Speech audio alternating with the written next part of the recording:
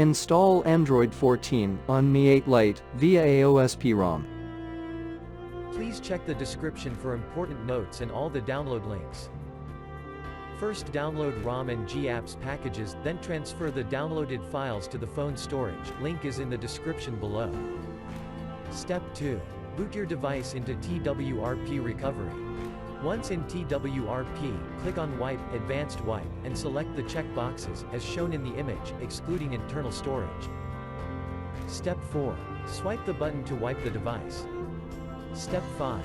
Go back to the recovery main screen, and tap on the Install button. Step 6. Navigate to the storage, and select the ROM zip file.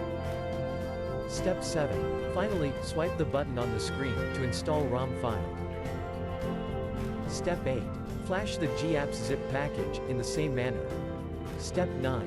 After GApps flashing completes, select Wipe Cache and Dalvik from bottom left side of screen, and swipe to wipe. Step 10. When the flashing process is complete, hit Reboot System. That's it, you have successfully installed the ROM on your device.